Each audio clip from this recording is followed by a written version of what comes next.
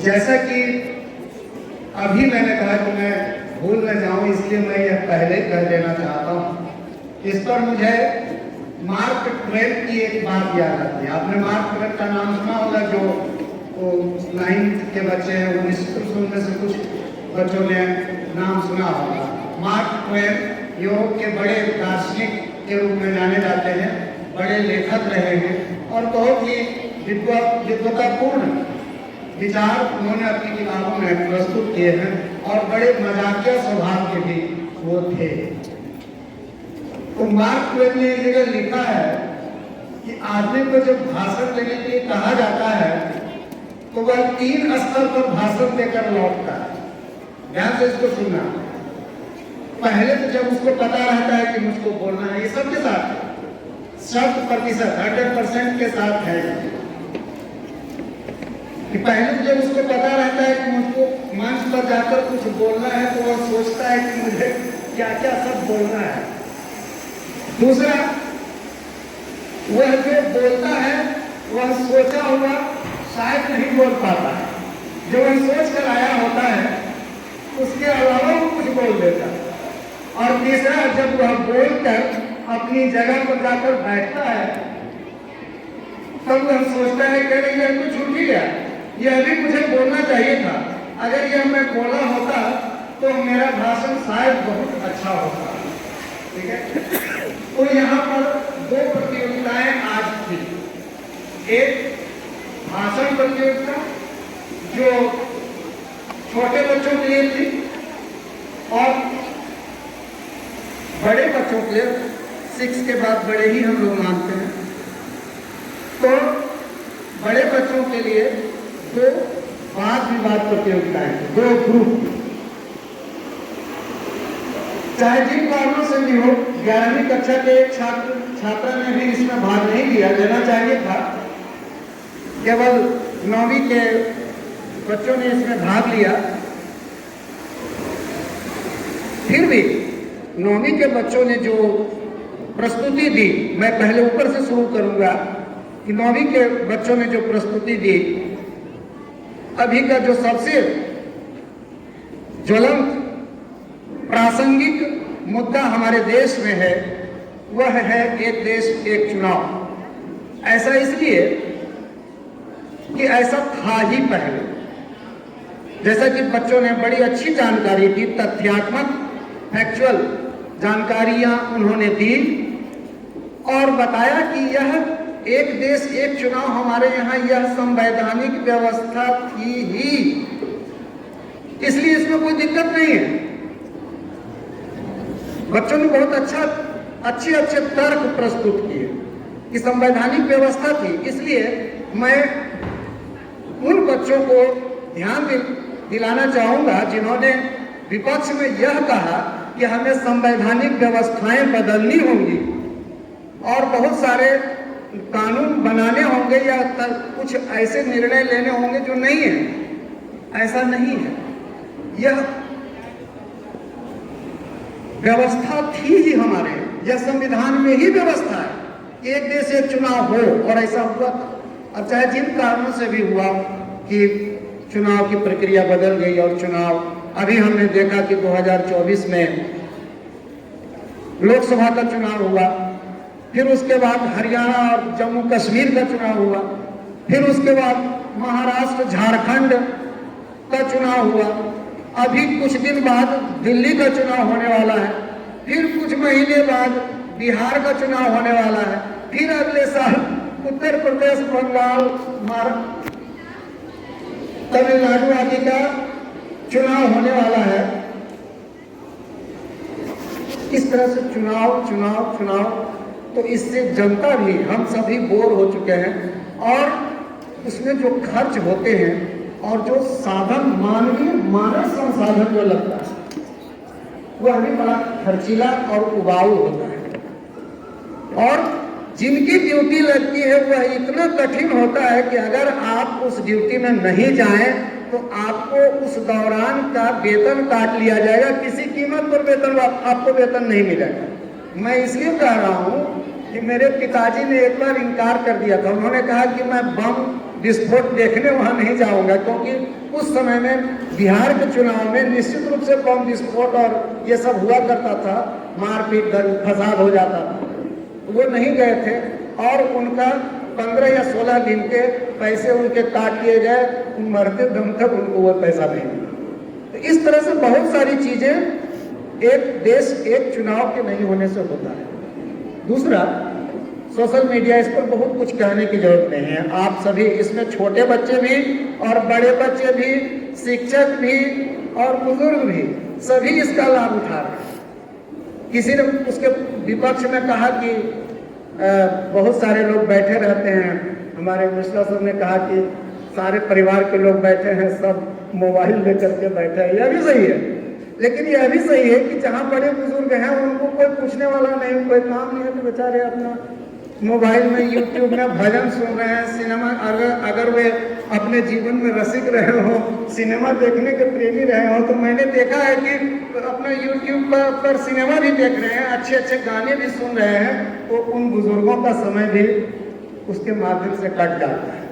तो जैसे कि अभी आपको सर ने बताया कि किसी का भी अच्छा पक्ष होता है, बुरा पक्ष होता है, एक ही सिक्के के दो पहलू होते हैं। इसलिए सच और झूठ दोनों चल रहे हैं। झूठ भी जरूरी है, सच भी जरूरी है, लेकिन झूठ वह जरूरी है कि जिससे कोई नुकसान न हो। अगर वहां पर झूठ बोल भी दिया जाए, उससे अगर कोई नुकसान न हो, तो वह झूठ सच के बराबर ही हो जाता है, क्योंकि वह एक ही सिक्के के दो पहलू हैं। बच्चे अक्सर झूठ बोलते हैं किसी भी बात पर, मैंने नहीं किया, उसने ही किया, मैंने नहीं किया, एकदम निर्दोष होकर के कहेगा कि मैंने ये किया ही नहीं। इस तरह से झूठ भी बोले जाते हैं। तो सच और झूठ भी एक ही सिक्के के दो पहलू हैं। तो अच्छा और बुरा एक ही सिक्के के दो पहलू हैं, और वो हमारे अंदर ही है। तो यदि सोशल मीडिया हमारे लिए इतना उपयोगी है, तो उसके कुछ गलत पक्ष भी होंगे।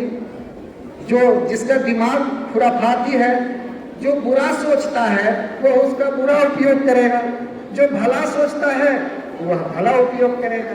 धन का है, सिक्के का ही। रहीम कवि की एक पंक्ति है, जो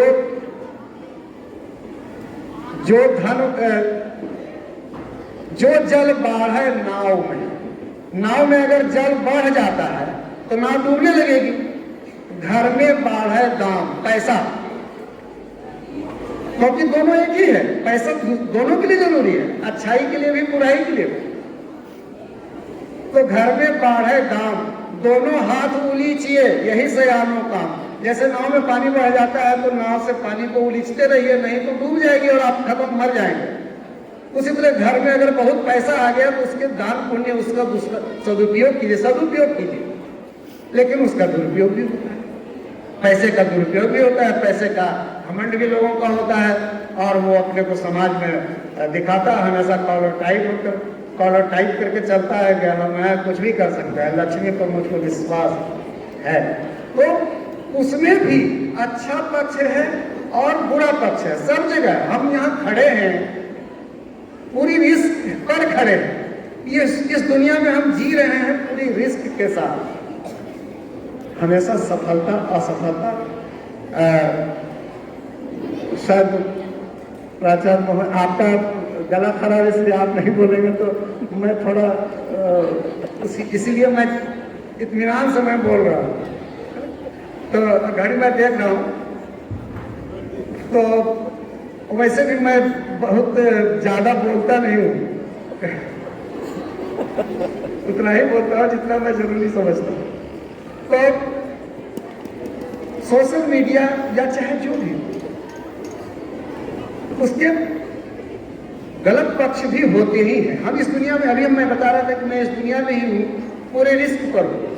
इस दुनिया में आदमी आता ही है चिल्लाते हुए, रोते हुए आता है, और कहते हैं कि रोते हुए आता है, और उसके बाद धीरे धीरे वो दुनिया को देखता है, दुनिया उसको अच्छी लगती है, पहले वो मुस्कुराता है उसके बाद, लेकिन वह पहले रोता ही है।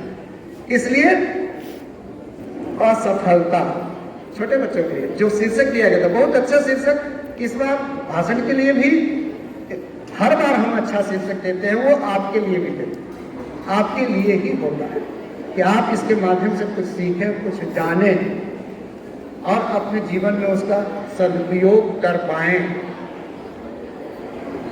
तो हम पहले रोते हैं, तब हंसते हैं। कैसे हंसते हैं? हम इस माहौल में आकर, बच्चा सबसे पहले रोता है, हम पहले रोते ही हैं। उसके बाद दुनिया देखते हैं चारों तरफ नजरें घुमाकर, तो कुछ अच्छा लगता है तो मुस्कुराना शुरू करते हैं। तो यह मुस्कुराहट हमारी सफलता के लिए है, और रुदन जिसको हम दुख कहते हैं वह असफलता है। तो सफलता असफलता यह भी एक सिक्के के दो पहलू, और असफलता ही आपको सफलता के लिए प्रेरित करेगी, क्योंकि आप अगर असफल होएंगे ही नहीं, दुख को झेलेंगे ही नहीं, तो सुख कैसे प्राप्त करें? एक कविता में कक्षा 8 में पढ़ाया करता था, एनसीईआरटी की किताब में, उसमें भारत भूषण अग्रवाल जी ने लिखा, उपवन से बातचीत। उपवन से बात, उपवन समझते हो? छोटा सा बागीचा जहां बहुत तरह के फूल खिले रहते हैं। उपवन से बातचीत उन्होंने की। उन्होंने बातचीत यह की कि तुम इतने खिले खिले रहते हो और हम लोग मुरझाए क्यों रहते हैं? हम लोग इतने कष्ट में रहते हैं, तुम कितना बढ़िया खिले खिले इतने सुंदर दिख रहे हो, ऐसा क्यों है? तो उपवन ने मुस्कुराकर कहा कि जब तेज आंधियां आती थी और मेरी डालियां, मेरी पंखुड़ियां उड़ा ले जाती थी, और उस तपिश में जब तेज धूप लू चल रही होती थी, तब भी मैं यहीं खड़ा था, लेकिन तुम एयर कंडीशन में अंदर में बैठकर मजे ले रहे थे, मुस्कुरा रहे थे, मुझको देखकर मुस्कुरा रहे थे। देखो मैं आदमी हूँ, मेरे पास कितने साधन हैं, मैं इस गर्मी थपेड़े लू को भी झेल रहा हूँ, बहुत अच्छे एसी में मैं बैठा हुआ हूँ, मुझको जरा भी गर्मी नहीं लगती। तब तुम हंस रहे थे, मुस्कुरा रहे थे, खिलखिला रहे थे, और मैं उसको झेल रहा था। और जब मैं ठंड से ठिठुर रहा था, अभी तक तो फूल खिल नहीं रहे, बसंत आने वाला है, आजकल में बसंत आएगा, फूल खिलना शुरू हो जाएगा, एकदम बसंत आ जाएगा, तो फूल खिलना बंद हो जाते हैं। और उस समय जब शीत इतनी तेज थी, इतनी ज्यादा ठंड थी, मैं ठिठुर रहा था, सिकुड़ रहा था, और तुम मोटे मोटे रजाइयों में और गर्म हीटरों के बीच में बैठकर जिंदगी के मजे ले रहे थे, तो तुमने झेला नहीं, तो तुम जवानी और तुम ये खुशियां कहाँ से प्राप्त कर सकते? मैं तो ये सारी चीजें झेलता हूँ, तो मैं हमेशा जवान और खुश रहता हूँ। तो इसके लिए हमें कुछ कष्ट झेलने ही पड़ेंगे। तो यह भी हमारे लिए एक प्रेरणादायक विषय है। और दूसरा, वृद्धजनों। मैंने अभी किसी क्लास में मैंने एक अपठित गद्यांश में मैंने दिया कि हमारे यहाँ वृद्धाश्रम की क्या स्थिति होती जा रही है, और ज़्यादा वृद्धाश्रम हमारे यहाँ बढ़ते जा रहे हैं। ये स्थिति अच्छी नहीं है, क्योंकि हमारी संस्कृति, हमारा संस्कार, हमारा परिवार और हमारे परिवार का रहन सहन विदेशों से, यूरोपीय संस्कृति से बिल्कुल अलग है। यूरोप में वृद्ध हो जाने के बाद कोई दिक्कत नहीं है, उनके लिए वृद्धाश्रम ही है। वहाँ उनके बच्चे उनसे सप्ताहांत में मिलने जाते हैं, और कुछ मोटा मोटा गुलदस्ता लेकर जाते हैं, खुश रहते हैं।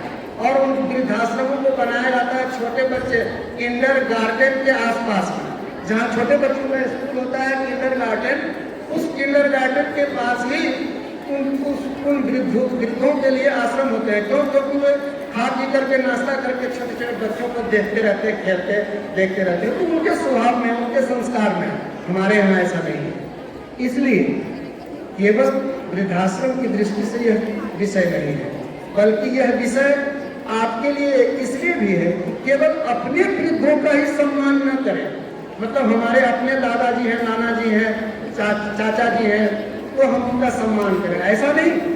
आप सामाजिक प्राणी हैं, तो समाज के वृद्धजनों का भी आप उतना ही सम्मान करें जितना सम्मान आप अपने घर के वृद्धजनों का करते हैं। तो बच्चों बहुत सारी बातें हैं, इन बातों को आप कक्षाओं में पढ़ते हैं और अभी मैं जाकर बैठूंगा तो मुझे लगेगा कि कुछ और जो बच गया था और यार ये भी बोलना था, तो उसके लिए बहुत सारी बातें हैं।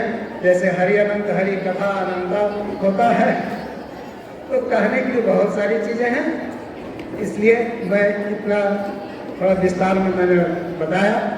और अब मैं आप लोगों से यह कहना चाहूँगा अंत में कि ये जो भाषण बात प्रतियोगिता या जो भी प्रतियोगिताएं आपके लिए होती है या आपके लिए होती है, और आप इसको ध्यान से सुनिए और उसमें भाग लेने की भी कोशिश कीजिए और ज़्यादा से ज़्यादा अपने जीवन में उसको उतारने की कोशिश कीजिए। ऐसा नहीं कि केवल सुने इस कान से और उस कान से नहीं। धन्यवाद।